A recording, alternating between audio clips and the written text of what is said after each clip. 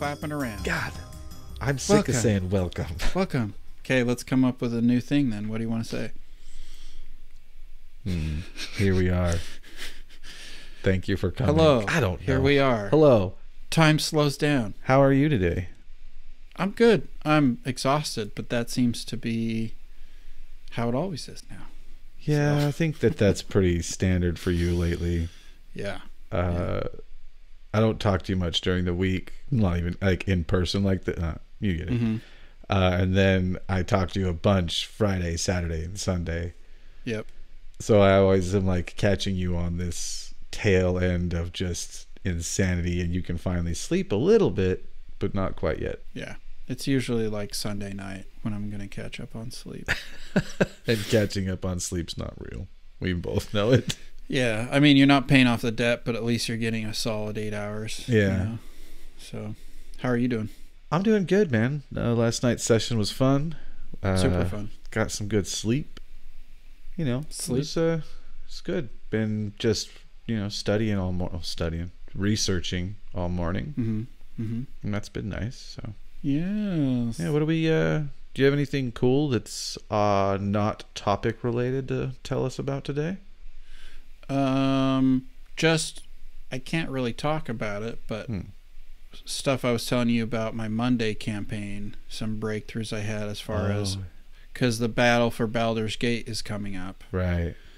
And I don't know how it's going to go because I don't know what the players are going to do with the current situation right now. So, yeah, not really. I mean, it's just, lots of work. So yeah, I'll mention this a little bit just because it already happened, so it doesn't matter if I say this. But in my campaign that we played yesterday, as you guys were getting closer to Barum, I really, really, really wanted you to be there when the bombs went off because I really wanted to kill one of you in the explosion. Right.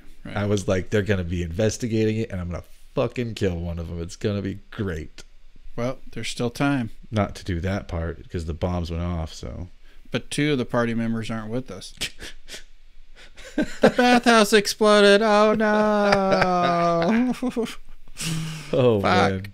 It was fun, though. It was a good time. It was a good session. I love seeing 2 characters. I love seeing 2 characters specifically kind of argue a bunch, and then the other 2 characters are like really sitting into the sister role. So funny. For sure. I love seeing Vash argue with Ra.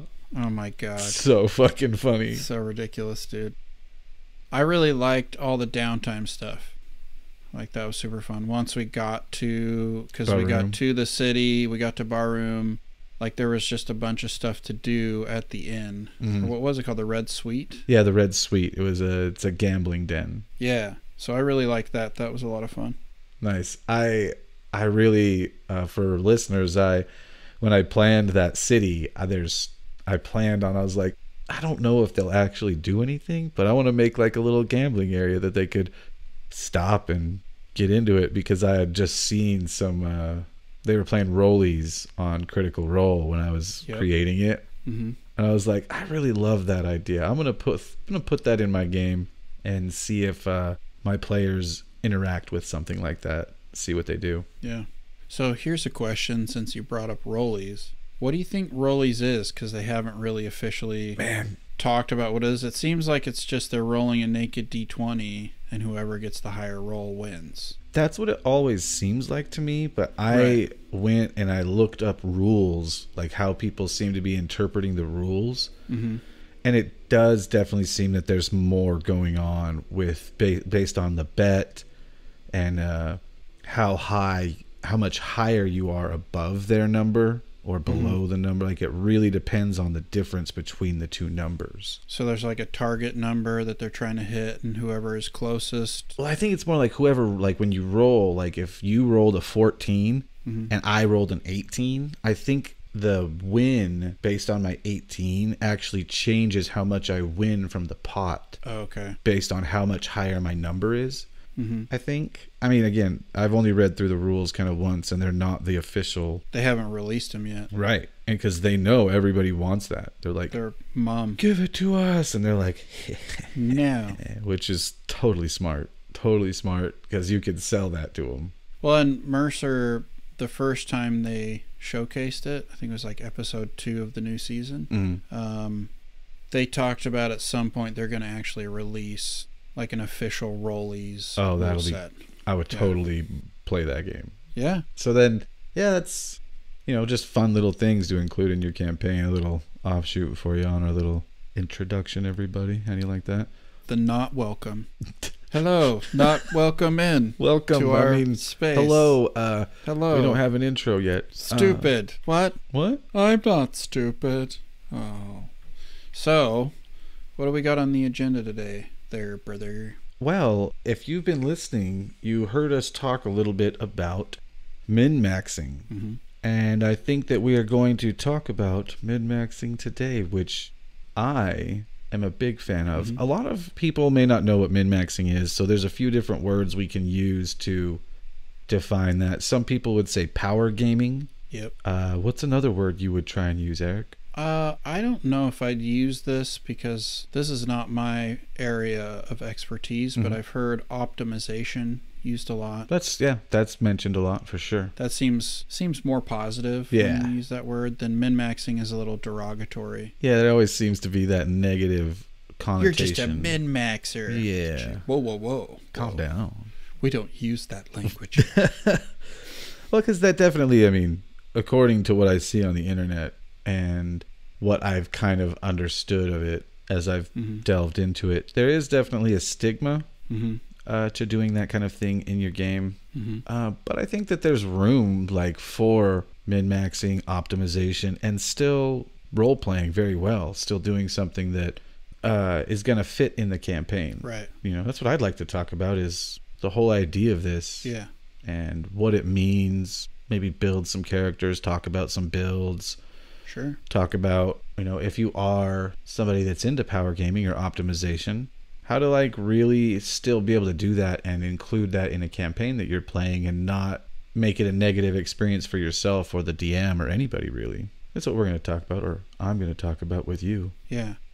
One of the things I've read, and it makes sense, is that the negative side of it is somebody min-maxing in a party of maybe casual gamers where everyone's yeah, I made my elf wizard, and then you come in with some crazy asshole who makes the craziest, most powerful character, so they're just killing all the monsters or something. Right. So that, and also a DM who doesn't know how to challenge that player.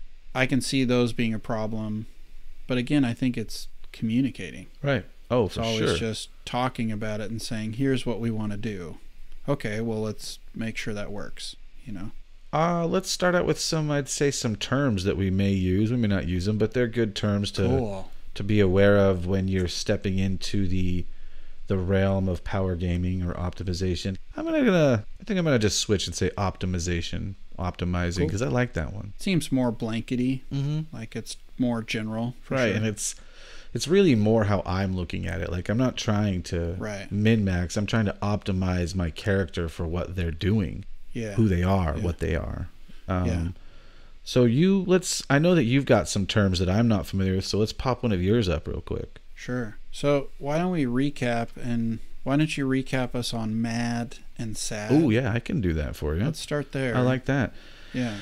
So what mad and sad would be are mad would be characters that are multiple ability score dependent. They just kind of eliminate the S from that. So MAD, multiple ability dependent. So if you do someone that uses, if you have a rogue and fighter, that would be an example of a mad type character, one that uses strength and dexterity to achieve what they're trying to do. And so a lot of optimizing, excuse me. You're not excused. You're not excused. A lot of optimization is really going to be more based on sad characters, which I think is funny to say. I know. Which is a single ability score dependent. Now you get a lot of really cool stuff with the multiple ones. A lot of utility. With the sad character, you definitely get something that's very specific. It's good at this thing. It's one thing, for sure. I also read it as single attribute dependent. That would work too. Ability attribute. Yeah. So same difference though. Right. It's interesting, and I think this again shows why people kind of don't, let's say optimization doesn't present itself very well, is that I read a lot of stuff online of people saying don't build a mad character, only go for the sad. Right. So kind of this idea of focusing on like putting everything into that one stat and cranking it to 11. Right. And that definitely is what I've done in the past specifically, is really try to create a sad character. Right. Now, mad can be, like things I've experienced, mad can be very, very cool, very utility, but they're going to suffer a little bit in end game. Just at the very end, if you like take your character's super high level, Right. you're just going to, you take little hits basically to your character sheet if you're mad. But a sad character doesn't. So it really depends, on what you're going for, which we'll definitely get into more. The lesson is it's better to be sad than mad. It's better. Well, I think that sadness turns into madness eventually. No, it turns into rage. You That's skip true. straight. Just straight rage. Rage. And then you become a barbarian somehow. So yeah, so be careful out there. Yeah. So I noticed that there's kind of a sublingo in the optimization community, is what we'll call it. So there's these other terms and acronyms that people use, and I was like, what is that? Wait, what is that? So there's all these terms that tend to pop up. The first one is Gish. Nice. And that is one that I'd heard before. And you actually told me about that earlier. What does that mean? Yeah. So Gish is a character that has martial ability, so typically melee, so they can swing a sword, they can shoot a crossbow, and they also have magical abilities, so they could shoot a firebolt or cast Eldritch Blast or whatever their forte is. So they're good at both, and most likely if your Gish is a multi-class, they're probably going to be mad. Yeah. Probably. It's going to be really hard to do a sad character, but we'll get there. And then there's other terms which have to do with, I guess, min-maxers really like certain feats that help you, and a lot of this, again, is combat-oriented. Right. So there was 3 that I encountered a whole bunch, which is GWM, which is Great Weapon Mastery, SS, which is unfortunate, which stands for Sharpshooter in this case, and then PAM, which is Polearm Mastery. Oh, nice. Those are 3 fantastic feats, too. So I guess those are kind of the 3 that people really like in this community. Sharpshooter is one that I gave to Grom in the campaign. Okay, nice. He used it. Yeah, it can be awesome. Yeah. And then there's another term which is actually, it's one of the source books, which is SCAG, SCAG, which stands for Sword Coast Adventurer's Guide. And I have it, but I haven't read through it much. But apparently there are some feats in there that optimizers like as well. So that's all the specific multi-classing optimization terms I ran into. Nice. Right there. So I think those are some good ones. I want to punch myself right now. Why is that? Because that was so big and so blatant that I just want to die right now. Well, now I want to leave it in. But you gotta leave it in. I usually cut them out, but I'll leave that one in. Yeah, I gotta leave that one in because it was bad. Yeah, exactly. I'm gonna leave it in. As an aside, we both do that where we'll be like, talk. Oh man. Silence. It's a rough thing. It is. To be talking with your friend of 20 plus years and have to direct your verbiage to not go and make a bunch of crazy sounds as you talk to them. So it's better than what I do, which is say like every other word, like and going like this and like this and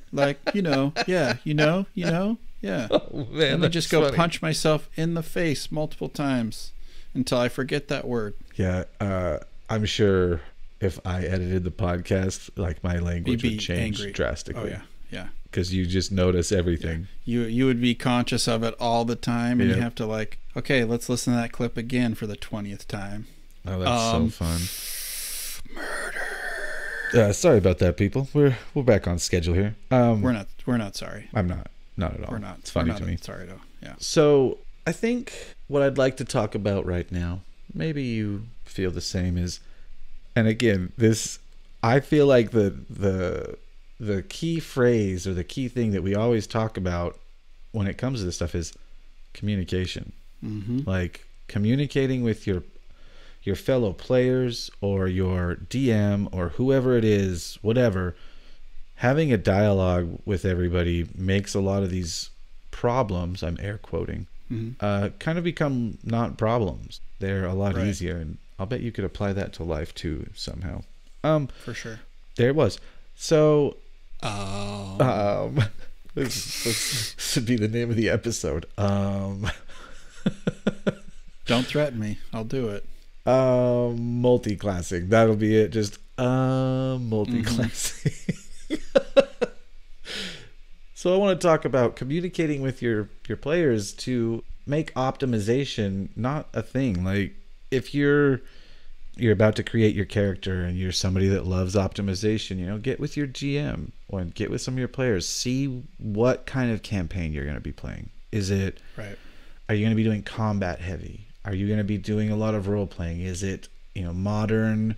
Not modern, but is it gothic horror? Is it ultra high fantasy? Find out what's happening, so that you can optimize how you would want to, that would still fit within the game, that still fits in there. And then if, I've got these friends, this guy wants to play a support character, okay, that will leave. Okay, what else? What are you playing? Oh, this person wants to play another type of support character. That's cool. And then you may find out that most players are going to be doing something that's more utility. Right. They're not really going to be someone that does damage. So you're like, I can optimize in as a very powerful like fighter or something. You can optimize based on what you know of the game, that that might really work. Or maybe you'll want to be some crazy spellcaster because you have so much support behind you. You can really sit on that and you'll have the support you need in the background to be that. You can just be a full-on glass cannon. Right. Especially if I know that this person's going to play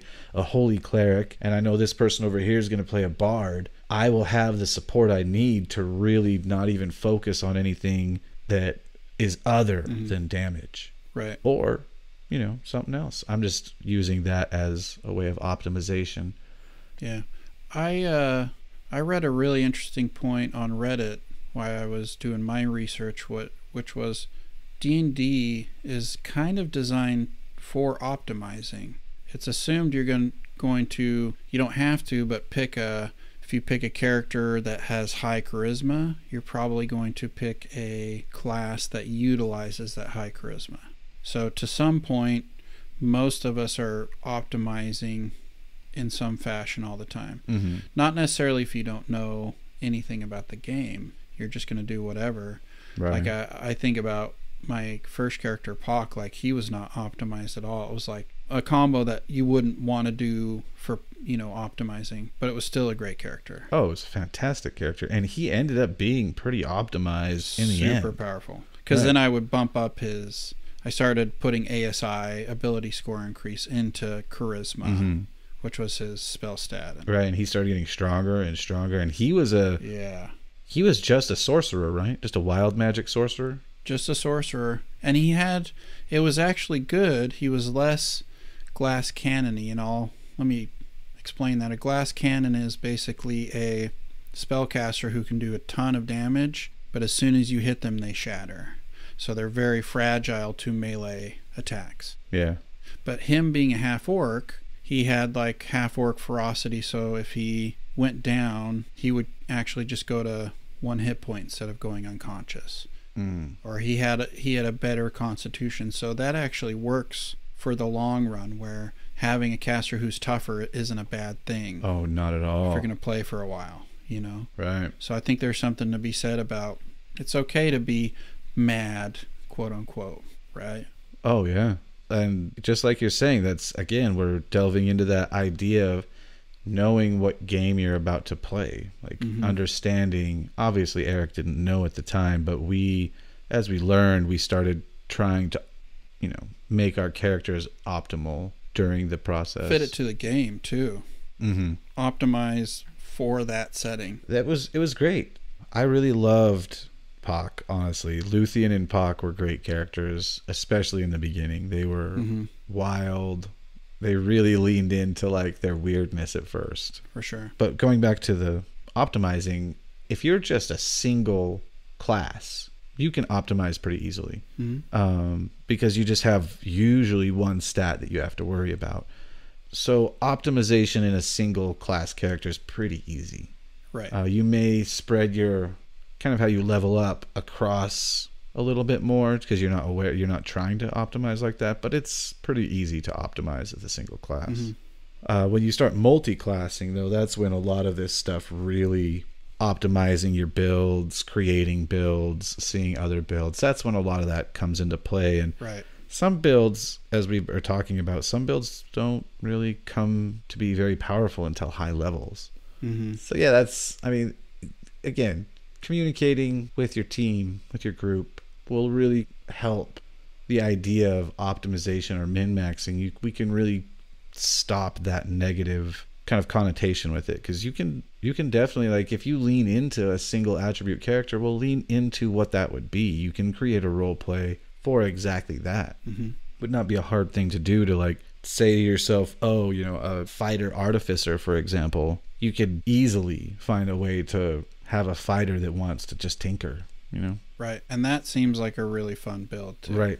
Especially if I guess artificers can use their intelligence as their spell modifier, as their attack though too, I think. And so you could do some interesting stuff in there, I think. Right. And that comes with when you're, like what you're saying. So if you know from the beginning that you're gonna optimize and you're gonna multi-class as well, you'll change your like dump stat as a fighter and be like, I will change my dump stat to this, and you'll start beefing up intelligence harder than you normally would, because in a few like levels you're gonna be able to change your attack damage from your strength based to your intelligence based. Right, which is super counterintuitive if you're used to what fighters do. They're almost always strength based, maybe dex sometimes. Right, and I was going to say that a dex fighter is actually really interesting. Yeah, they can be really unique in how they approach everything. It's fun. I'd love to do like a swashbuckler fighter sometime. That'd be cool. Grom is a dex based fighter. Nice. And for our listeners, who is Grom? Grom is our buddy Harley. He's one of our characters in my Forged campaign. And I made him a gunslinger from D&D Beyond, the Critical Role gunslinger. I think he was in season 1. I think it's in Wildmount too, isn't it? Yeah, I think so. I think they include it in Wildmount. But that was where I got that from, and I created this dex fighter because it is a fighter subclass, the gunslinger, and it's a dex-based style character because he uses guns for ranged attacks. So I created a really fun dex fighter that is also kind of a tinkering kind of character as well. So Harley really seems to be enjoying the character. He's been a riot in it, so seems fun. And the dex-based fighter, really interesting. You can do a lot of things with it. It's fun to see those types of optimization that are not normal for the character. Right, for sure. Hi, Hakore. Yeah, Hakore? Hi, Hakore. Wow. So I know we're about to actually jump into a build. Oh yeah, I thought it'd be fun to. There's a couple of other terms that come out as if you do any research, and they always seem purgative or derogatory. And I wanted to ask you about this first one because it seems more like a MMO term, but it's starting to bleed into TTRPGs, which is GIMP. GIMP is one that I've never heard, honestly. Oh, you haven't? Mm-mm. So people seem to use it in the same way they use Nerf. Like a GIMP is a really weak character or like way lower than the rest of the party. Oh, okay. Or it might be if you gimp like your rifle, like your DM. I read this one story on Reddit where some player, his DM gave him a really powerful rifle, so he intentionally gimped the rifle to make it weaker because he felt like it was OP. Oh, okay. So I thought that was an interesting one because I haven't heard as much. That is an interesting way to say that. Nerf is something, just like we said earlier, nerf is what I would know that same term as. Yeah, yeah. But you wouldn't necessarily use it as a proper noun or a noun like, oh, that guy's a nerf. Right, exactly. Yeah. Wouldn't. So different flavor. Munchkin is one that comes up a lot too. Don't know that one either. This one I've heard a bunch, but it's hard to define. So it's the simplest term or definition I found was somebody who tries to win at D&D. So it's like a really nasty power gamer. So they're the one they're trying to get the most kills. So you think of Gimli, if Gimli were a player in a D&D campaign, so how he's keeping track of his kills. And they seem like a nightmare to play with, like a real munchkin. And then this is one we both heard and use all the time, which is murder hobo. Oh yeah, murder hobo's huge in the community. Yeah. Which basically means you kill everything and you take their shit. Yep. And you're like a vagrant. You wander around and have no permanent place. You kill NPCs, you kill everything. You just kill people. Whatever. Anything. Yeah, everything you see. Can I kill it? Okay. Kill it. That's what we're going to do. Yep. And we've, everyone that plays has their moment in time with murder hoboing. It's pretty, you'll always dance with that type of moment at some point in your D&D campaign. You'll be like, let's kill that guy. Everyone's like, okay. All right.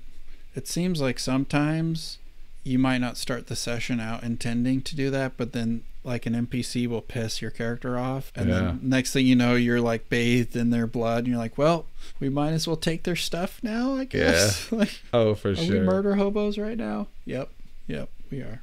So those are all the terms I had. Those are great terms. I feel that especially murder hobo, I think, is one that we've probably said maybe even on here and never defined for anybody. Never talked about it. It is something that we say a lot.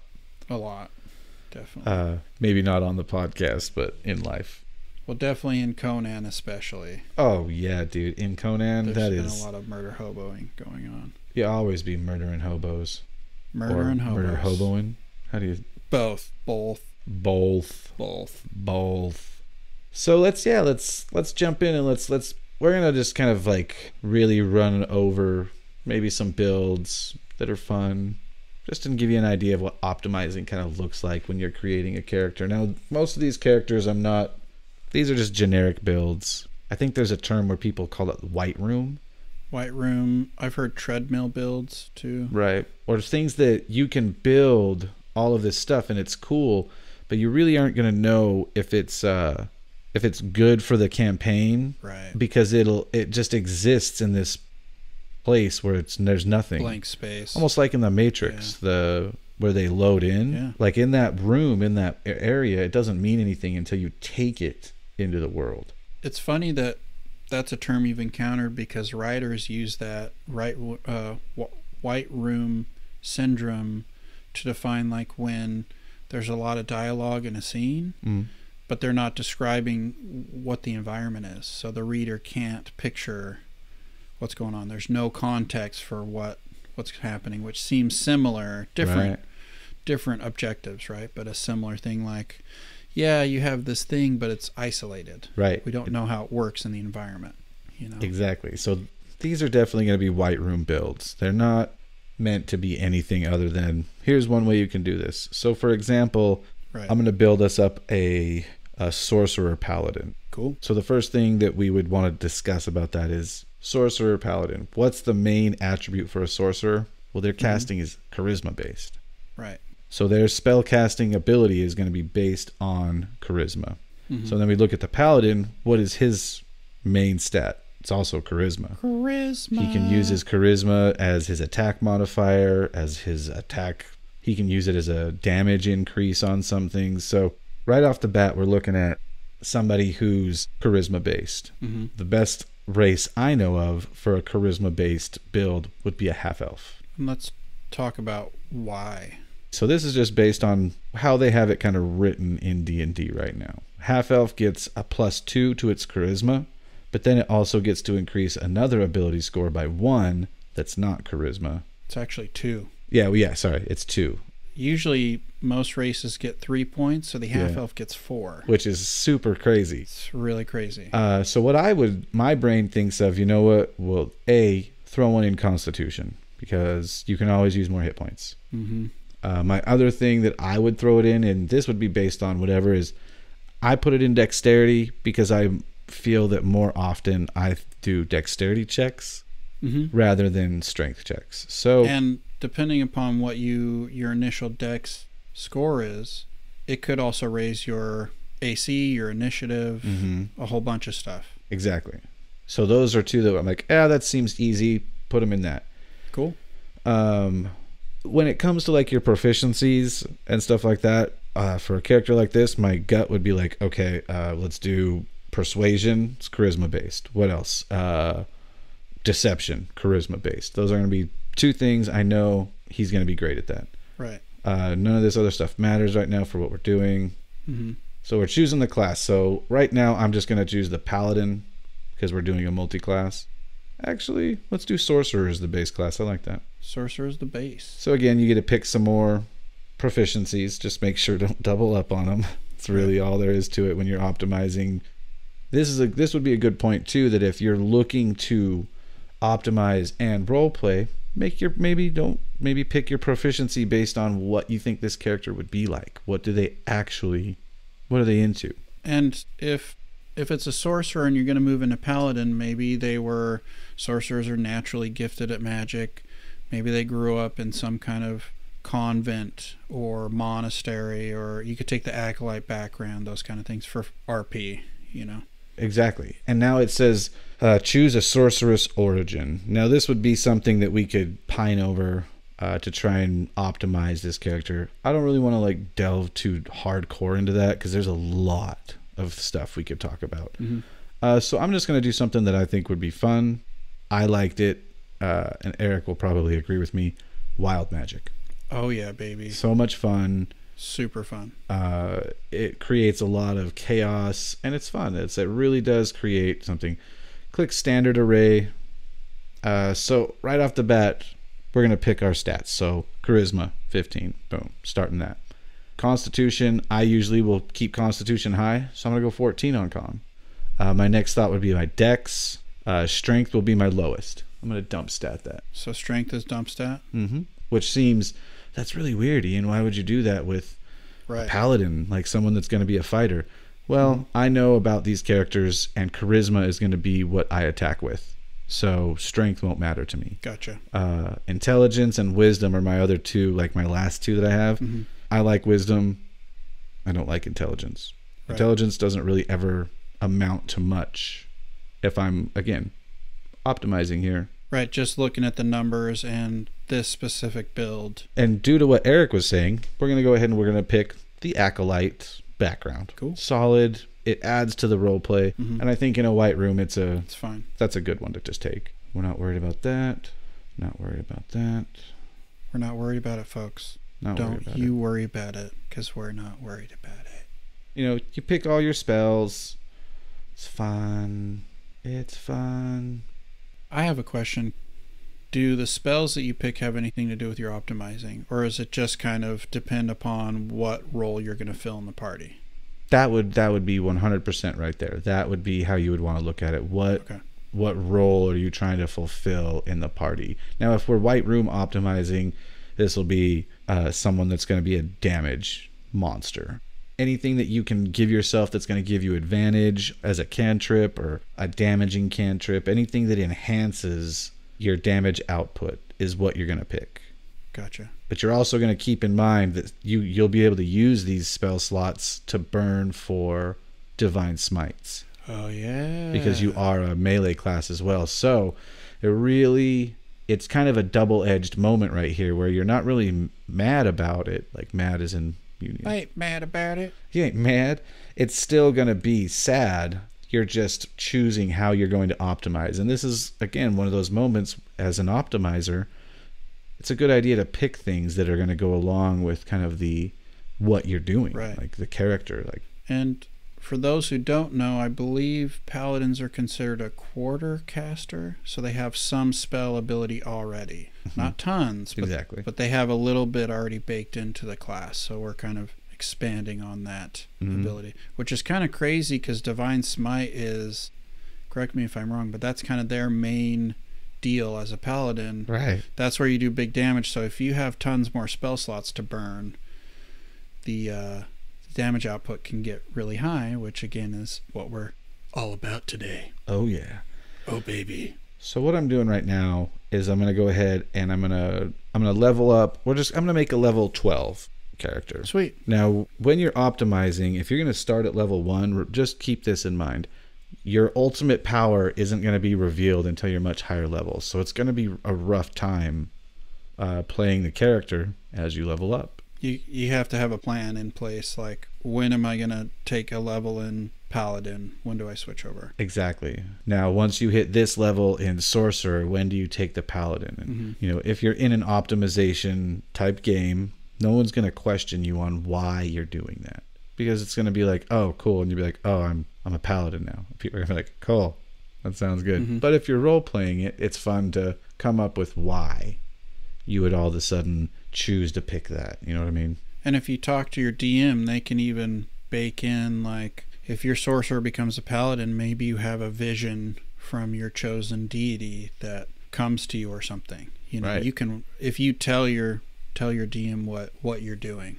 That is 100% what we're meaning. Like, to communicate really is the way to optimize, because you know what you're doing now. You know what's going on. So on this build that we're doing real quick, I just leveled it up. So we're going to take 6 in Sorcerer and 6 in Paladin. So just halvesies.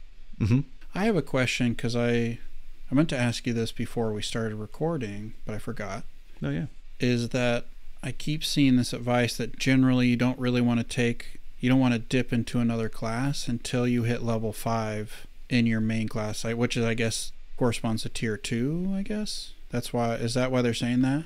Well, I think that a lot of the time when it comes to multiclassing, if you're trying to really do it well, you don't want to miss out on, like, if you take one level in something else at this point in your main character, what are you skipping right now to get what? So, like, if I skip level 6 right now and I go with a level 1 in something else, what am I missing out at level 6?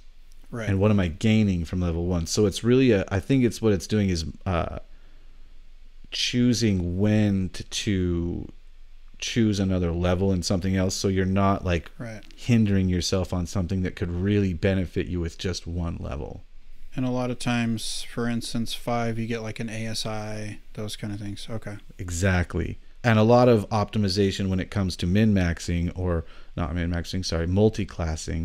is don't short yourself on ability scores. Like, that can really hinder your build for optimization. D&D is kind of, at least modern D&D, it's very simple. It really comes down to rolling a d20 and it corresponding to one of those 6 stats. That's really, everything else is kind of a modification of that, but that's really your core, the core of your character sheet. Right. That at least helps me, like, okay, I'm always trying to tie it back to one of my stats. Right. Whether it's when I'm going to pick a different class or what I'm rolling or what I'm going to use to attack and those kind of things. So now that we've got this character leveled up, the first thing it's going to ask us is for our sorcerer, like our Metamagic. Oh, baby. So just based on what I know... I'm going to stop you really quick, though. Let's just explain what Metamagic is, just the general broad sense. Metamagic is something that the sorcerers have that allows, it's kind of their special thing with their magic. And I feel like, honestly, let's have you explain it, because you've used it more than I have, actually. Sure. Okay. Fun fact, Metamagic used to be, if you go back to 3.5, it used to be something that all casters had. Oh, really? Yeah, they changed it. They might have changed it in 4th edition, I don't know. But by the time we get to 5th edition, that became the sorcerer's specialty, which they also became, charisma based, I think. I think they used to be something else. Right. But Metamagic is the way that through the game mechanics, sorcerers get to express that they can bend the rules of magic. So you might have, there's a metamagic called distance spell, which means you can double the range of your spell. So if you have firebolt, which is 60 feet, I believe, you can cast it now at 120 feet. So suddenly you have a way broader range. Or you can do quicken spell, where you can cast a spell that takes one action as a bonus action spell. One of my favorites that I didn't really get to dig into is silent spell, where you don't have to do gestures or words. Oh yeah, that's cool. So you could be tied up and still cast fireball, for instance. It's kind of like being Neo in the Matrix. You know how to bend the rules to your will. And you're intuitively doing it, so you just kind of know, I just know how to send my firebolt way farther, that kind of thing. So that's essentially it. When it uses what's called sorcery points, and it also you're allowed to convert spell slots into sorcery points, and you can also convert sorcery points to spell slots. So it's a way of fueling your magic in a different way. The metamagic that I just threw down here, because I know these ones, is quicken spell, which you just mentioned. It's a good one. And also twinned spell, which allows you to cast that one's great. A spell and cast the same spell again at another target. And it just changes it to a bonus action, but you have to do it right then. I used to use it at lower levels with POC to do Witch Bolt. We homebrewed it because it's silly that Witch Bolt costs what it does, so it's a bonus action to keep casting it. But if you hit 2 targets, every round you spend your bonus action, they get hit with more lightning. Yeah. It's really cool. It was super effective on a lot of stuff. It saved you guys. I wasn't there for that one, but it saved you on like a giant battle kind of. They were resistant, but he cast Fog Cloud, so we couldn't see. But I had cast Witch Bolt successfully. And so I just kept staying within range somehow, and it kept hitting the giant. So it was just an automatic hit. Yeah, that saved our butts. Yeah, for sure. I heard about that one. Yeah. So there's definitely some other things that are going to be built into your sorcerer class. We're not going to delve into it because we're really just trying to get to why this is a optimization for this. So then we jump into the paladin. Now we're going to automatically level it up, and we're going to choose Oath of Vengeance, because Oath of Vengeance is a damage output. It is very attack heavy oriented. Then that's what we're looking for in this moment. Now the oaths, is that just one of the class features? You pick an oath? Yeah, it's the subclass technically. And then you also, when you're a paladin, you get to choose a fighting style. Now this could be, you could do anything. I personally either will go with great weapon fighting or blind fighting, because blind fighting will create a situation that if they're in front of you, you are going to hit them. You don't miss them, really. That's from like being blind, or if they're behind total cover or darkness. So even magical darkness, it'll still work? Well, magical darkness might actually evade it, but just like standard darkness or invisibility, if you're within 10 feet of someone with blind fighting and they're invisible, you can hit them still, no problem. Nice. So that's a good one. Great weapon fighting, just like Eric mentioned earlier, is a great one. Like that one, that's the one we're gonna roll with this one, because when you because when you roll a 1 or a 2 on a damage die, you can re-roll the die, so that can really help. And it's gonna definitely still boost you quite a bit. Like it's gonna be good. It's gonna be good because you'll have a lot of protection from your like auras, and there's a bunch of stuff that you'll benefit from. So now we're at the point where we're gonna give ourselves 2 ability score increases. So instantly I'm gonna be like, all right, well, first of all, charisma. Yep.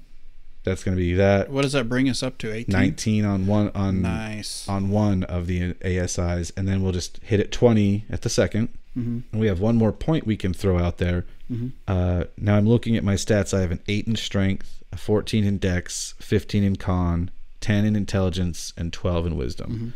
Now if I turn con to 16, won't that make the number, my bonus, go up? I think it bumps your bonus by 1. Yep. So then I would just add 1 to con. Yeah. Because I want him to be survivable. Tough. Yeah. Then it'll obviously you'd go through and pick all of your spells that you're going to need for your paladin and your sorcerer. So you're going to get quite a few spells. Yep. So it'll be good. You'll have you have quite a bit to work with. And that did boost my constitution up. Yes. So now I have a +3 in constitution, and obviously I have a +5 in my charisma.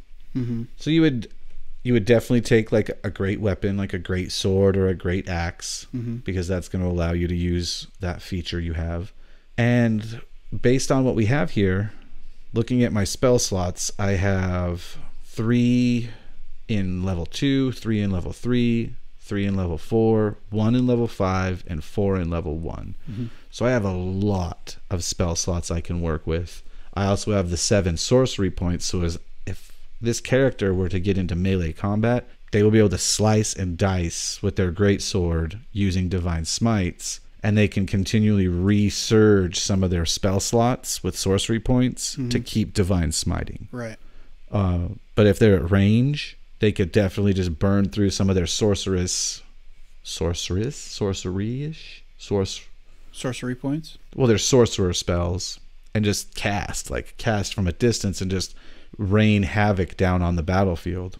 It even seems like especially if you're coming in from range, you can be casting as you're running up, and then you get right in melee, and you just finish them off. Oh yeah, definitely could do cool. that. So that's a very generic build for a mm-hmm. 12th level situation. And again, mm-hmm. like even doing this one, you could easily just start up and level your sorcerer to level 6. You're fine. Right. And then as soon as you take that first level in paladin, you're going to gain access to a bunch of stuff real quick. For sure. And then just keep leveling up the paladin as you continue on.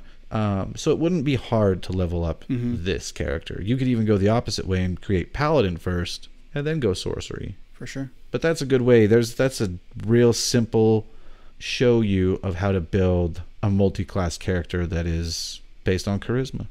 You could really flavor your paladin too, in terms of like if your deity that you worship is like a fire god, you could pick a lot of fire spells. Or oh yeah, that'd be sick. You could really lean into the RP and use the strictures of this multi-class, because it's very specific, mm-hmm. to create an interesting character in a roleplay sense as well. Right. Too. That's what my goal is with this episode, is to say, hey, it's okay to be someone who likes to optimize, min-max, power game. Right. You know, it's a style, and it's okay to have that style. But when you are that style, just remember, that's not the only style. Mm-hmm. You know, love the other styles that are out there and let them love what you do. Right. But the only way to do that is to talk with each other, man. And rehabilitate the idea of power gaming. Yeah. Like, be a positive power gamer, so your table, those people who play with you are like, that guy's cool.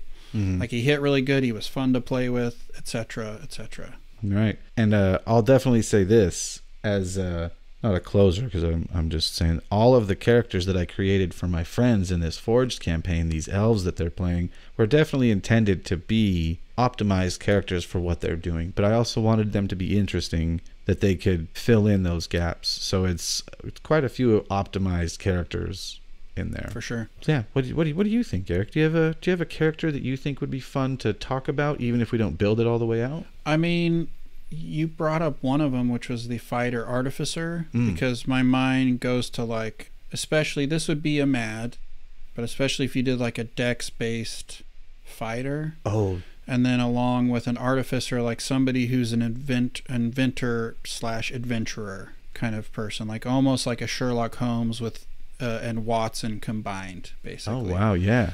I think that'd be really fun to play. I have a paladin warlock down when there. I've played that, actually. Yeah, and it'd be interesting. This is a little not how warlocks are meant to be played, but what if you did warlock, but the deity that the paladin worships is your patron? Right. Oh, I've just thought about that. You just love lock that. them in, right? So that seems fun. And warlocks just kind of seem like the multi-class du jour. Oh, like it is. That's a really good addition class to whatever you're doing a lot of the times. So is fighter as well. Like taking like a few levels in fighter for anybody is gonna give you some benefit, because even if you just get action surge and then leave fighter alone, that alone can create quite a bit for you. Now you will suffer, like if you're like, oh, I'm a wizard, but I did take these 2 levels in fighter. Yeah. So you know, when you hit level 18, that's quote unquote how high you're gonna get Yeah. in your wizard, because you took the 2 in fighter. but your wizard can cast Fireball twice in one round with no problem. All of this talk about you're only going to get to this point is assuming that you're going to stop at level 20. Right. There's no reason you have to stop at level 20. Absolutely. I think it'd be really fun. The more I think about it, start a campaign with all the characters at level 10. And your goal is to go up to level 30, but everybody is a multi-class. So everybody is working on some kind of customized, optimized multi-class, essentially. Right. So you could really see where, hey, if we really take both of these classes to the max, what kind of characters do you get? Because it'd be really crazy. It'd be super crazy. And there was an idea that you have had that I thought would be fun as well is when you have a character hit level 20, just consider them now level 0 again, but they have all of that level 20 stuff, but now the experience resets and you say, okay, well, what class do you want to play as now? You add on a class. Right. And they get to now start leveling at 0 to 1 with this new class and start utilizing a lot of that type of power. I think that was a really fun idea. That'd be super fun.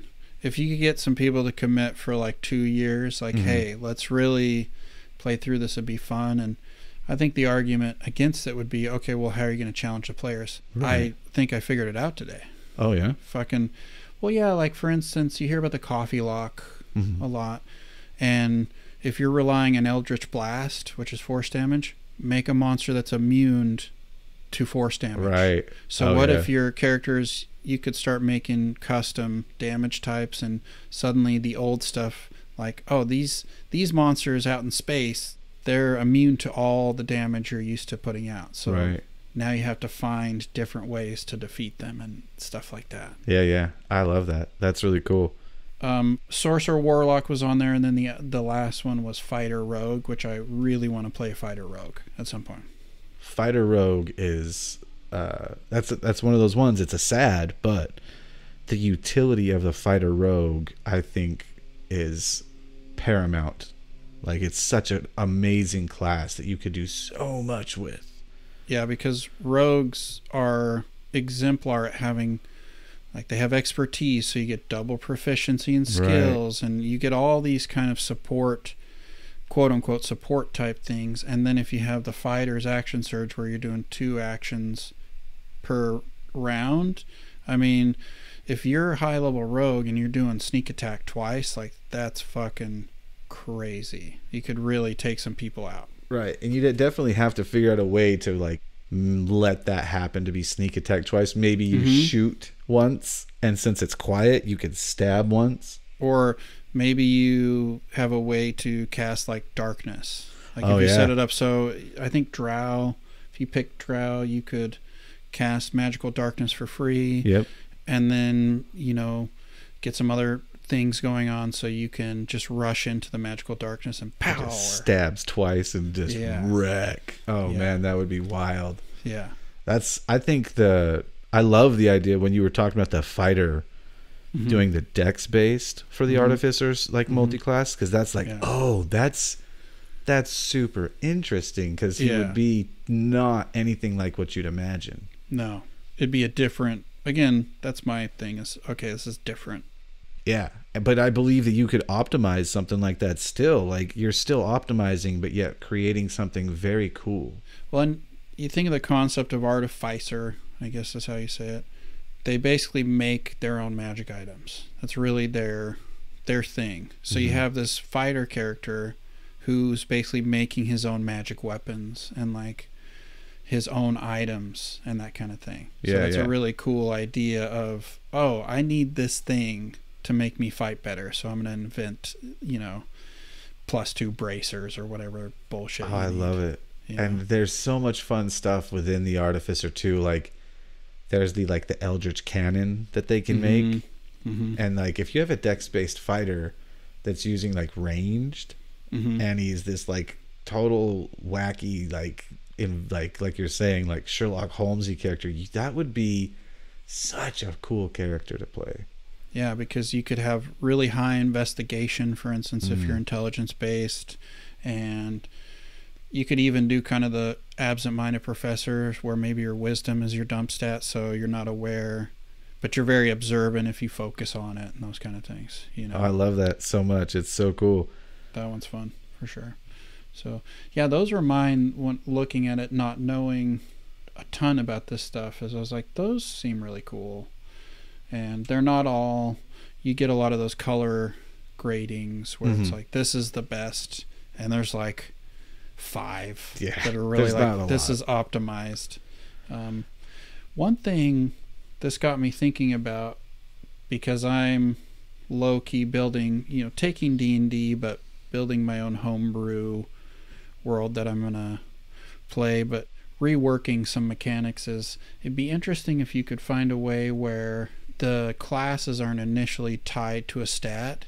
You, as the player building your character, decide what stat something's tied to. Oh, that's cool. I like that. The thing that keeps bothering me is sorcerers, to me, feel like wisdom-based characters. They don't seem like charisma characters. They seem like it's an intuitive thing. So what if it's like, well, okay, I want to play a paladin, but I want to play an intelligence-based paladin. You know, so totally off topic, but it'd be interesting, since we're talking about all this has to do with your stats, kind of like the sun in your character's solar system, and everything revolves around it. So why couldn't you play with that idea too? Min-max with what stats, classes, and stuff is tied to. Oh, absolutely. And you know me, like if I was running a campaign, I would, and someone was like, hey man, I have this really cool idea. Right. I want to do this, like that one idea you had with the bow character. Oh, the Warbow. Yeah, the Warbow. Yeah, I still want to do that. I loved that idea. I was like, that's so cool. Yeah. Like just a strength-based, ranged person. It just sounds fun. And strength-based where they're really specialized for this one weapon, kind of like a sharpshooter, somebody with a rifle. So anything else that they're not as good with, like they could use other bows, but it's really this one specialized weapon. And I got the idea because if you look at history back in the Middle Ages in England, all men were legally required to know how to shoot a bow, because they were always at war with somebody. So it's kind of like patches of America now, like everybody's expected to know how to use a firearm in certain places, right? And so when you look at how the English bow, how fucking hard that thing is to pull back, it's like, that is a strength-based weapon. You have to be swole to even pull that back at all. Right. You have to aim, but it's really primarily strength. So I'm like, what if you had a character that was like a warbow, it's all about just sheer muscle. Yeah. You know, I was like, that'd be cool. That's a cool. But it lends so much to like the idea of what you could do with it. Like, and again, what's the difference between making him strength-based or dex-based? It's for flavor. It's for fun. It's to make it something different. And if he's like strength-based, maybe he's like someone that could be super far away from the actual battles happening, but has to fit, like you and your team have to figure out a way to like communicate, like almost be his spotters in a way. Right. And then all of a sudden rains down these huge bolts of doom. And maybe if somebody gets close, this character can still handle themselves very well because they're very strong. Right. But maybe their constitution is low. Oh, there you go. So they're really strong, but if they get hit, they've got a soft jaw or something. Right. Their constitution's super low, so they get hit and they get messed up. They can't wear armor as much because they need mobility to fire this strength-based weapon. Right. You get really cool advantages, but you're also weak in certain areas. And the more we talk about this, the more my mind is like, these stats, they're just numbers, but they really suggest certain types of characters. So a strength-based character, if you think about what images come up, is much different than a wisdom-based character.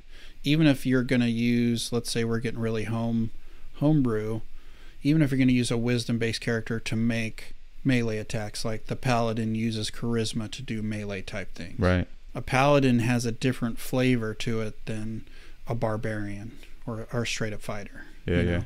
So I think it's cool thinking about this because it's like, there's all these other options I never considered that are just as cool. Right. With you saying that, it makes me think, God, wouldn't it be like, what if you had like a dex based or a strength based caster, but a lot of that comes from their like a dex-based caster kind of makes more sense. Their ability to maneuver their hands to do certain somatic things, like Naruto, like Ninpo. Right. Like you think about all the gestures, and they do them all fast. You know. Right. So maybe there'd be like, you could create a dex-based caster that's, I mean, it's like you're still kind of like monking it, like doing a monk. Yeah, but again, if we're reskinning, what if you did a strength-based caster who was like a tribal shaman, where they're like a blood shaman, so they have to cut themselves or they have to beat themselves up to cast magic. Or so stomp in the ground, or stomp in the ground, or they have to physically hit somebody to like build up kind of ferocity. Right. You have to beat the shit out of people to build up a magic pool or something. Definitely. Yeah, I love that. I think that cool flavors. Again, this is all, we're just going based on what the idea of optimization is on this, and how there's this bad lingo or bad Stigma reputation. to it. Yeah. But we want to be like, hey, it doesn't have to be like that. There's so many ways that it could be really fun. But again, you got to talk to people, you got to communicate, make sure it's, because we're not talking about rules as written, baby. No. And optimizing isn't an excuse to be a dick. No, definitely not. Just like being a good role player, getting into your character and using the voice, and that's no excuse to lord that over other players or being a dick. It's all about your table. Yep. Like what's going to work for your table. I mean, I even said it earlier, like Eric doesn't optimize in the same way that I look at it. Nope. So when Eric comes to the table with these really cool characters, I love that. I love his approach. Even though in my brain I see his spells he's picked and I'm like, oh, why would you pick that and not this? This one does more. I don't need to say that to him. That doesn't matter. Right. He made the character to be a certain thing. And that's what I'm getting to, is having the openness to let other people play their way is what will make them looking at yours and be like, oh, that's really cool too. I like what you did with that. Take little inspirations from the role-playing character that really role plays hard. He may not optimize well, but he's really fun to play with. And even if Ian was like, hey, these spells do more damage, I'd be like, thanks.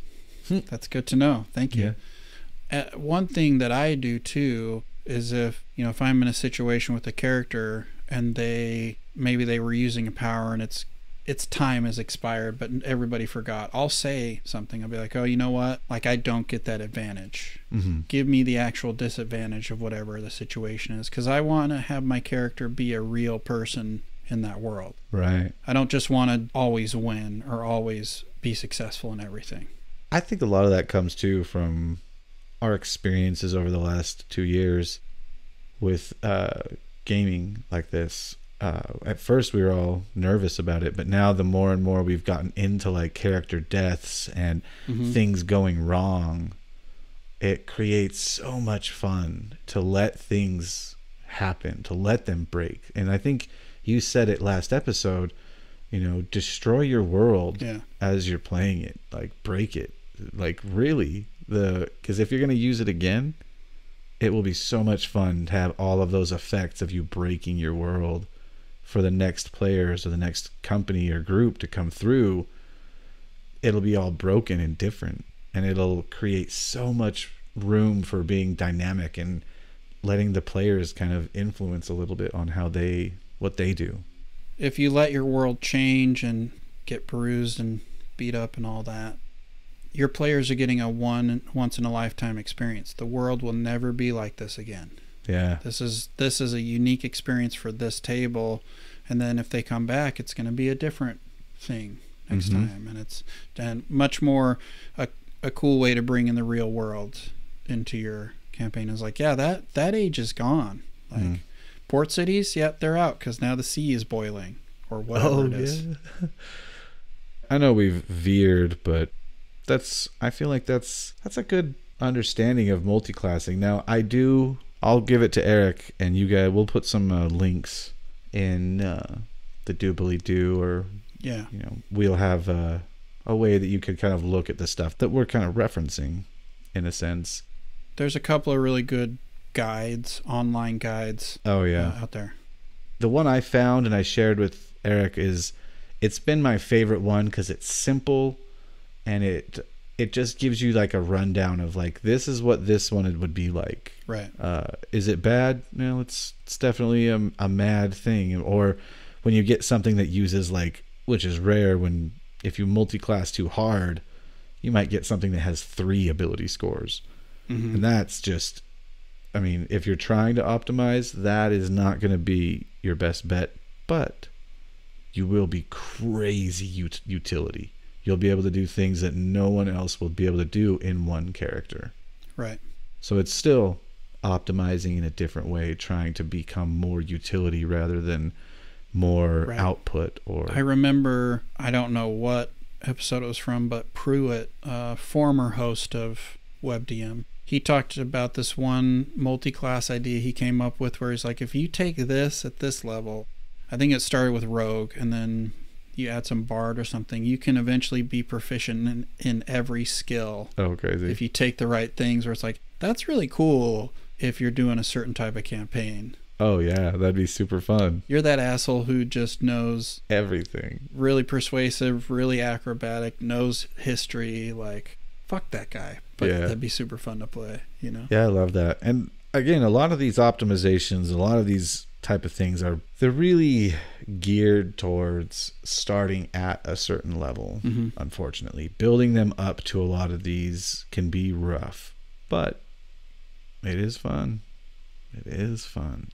Also, it's a good motivation to be like, hey, let's do some one-shots to like get experience in multi-classing and optimization, to try some things out where it's like, oh, I want to do this. Wow, that sucks. I'm glad it was only 1 session, 2 sessions. Okay, I don't have to do it. I'm not married to it for the next year and a half. For sure. You know? So it's a good excuse to play some smaller games, if you want to try higher level stuff out. And again, all of this is assuming you're going to cap at level 20, which is raw, rules is written, but cap at level 30 and do like a level 25 try multi-class and see what happens. Right. And I think that a lot of people get nervous too about going above level 20 because of how much experience you need to go beyond that. Mm-hmm. Well, then change it, man. Just lower it. And you can also change the rate you gain experience. It's in the DMG. You can look to 4th edition for inspiration because they go all the way to level 30. Yeah. So you could change the requirements for how much XP you need for each level, for instance. Especially when you get higher, if you want it to be faster. Yeah, what we're trying to say is multi-classing optimization, awesome. It's fun stuff. Mm-hmm. It's not the only way. It's just a way, and I like it. We didn't delve too much into single class optimization because I feel like that's. I mean, maybe we'll cover it on another time, but a lot of that has to do with just researching feats, and that's the main thing, just making sure you're highlighting what your character does in that single zone. And again, it's baked in to the game. That's how the game expects you're going to play it, because D&D is geared towards heroic fantasy. Mm-hmm. Not that you have to play it that way, but that's what it's geared towards. And you might be at a table where the DM doesn't allow feats, for instance. So you're going to have to think about different ways to optimize, because it is technically an optional rule in 5e, for instance. Right. Again, it's all about the table. The table. The table. The table. Tableau. Well, I don't know about you, but I don't really have anything else to say. No, I think that's a good place to stop. There's some good building. Well, I liked it. Yeah. And if you guys liked it, like it, share it, subscribe to it. Yes, please. Put a ring on it. Forgot to say it at the beginning. We'll just say it randomly whenever we feel like it. Do you have anything else to say, Ian? If you enjoy it, let us know. Just tell us. If you don't want to subscribe, and share, then just say, hey, I like it. Let us know you're listening. That makes us feel good. Yeah. Even if you're like, oh, man, I've only listened to 3 episodes. Cool, dude. Oh, I've only listened to 1. Hey, man, thanks. Great. Thanks. Love it. We appreciate it. Tell us what you think. Did you hate it? That sucks. Did you love it? That's awesome. Did you like it and you have suggestions? We want to hear it. Hear it, please. You want us to talk about a topic? lay it on us. Do you want us to do more real play? Actual play? That's the word? Actual play is a good one. Actual play? Then tell us. We have fun. We like doing all of it. And we have some cool, different episodes coming up. Yep. So there'll be some fun stuff coming up, and let us know what you think. And hopefully we get one of the guests to come on soon. Yeah, it's new year, time to start bringing them on. So, one thing too that has changed that we didn't talk about is the episodes are much more current in terms of we record this and then it's going to come out the next week. That's true. So we can react to things much quicker than the early episodes where we were very confused. Very confused. Yeah, if you have questions, just know that we'll answer it within the next 2 episodes now, because we're there. We're there, baby. So with that, lay it on us. You know what I want you to do, people? Just stay sweaty. Staying sweaty. Staying sweaty.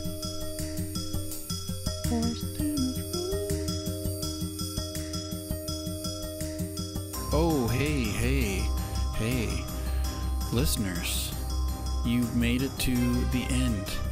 Give yourself a prize. Maybe a little cupcake or some coffee or hot chocolate, you know. This is the credits, and we have links to all the things. So check down below and you'll see things to the link tree, and the link tree links to the other links, and there's links to be had.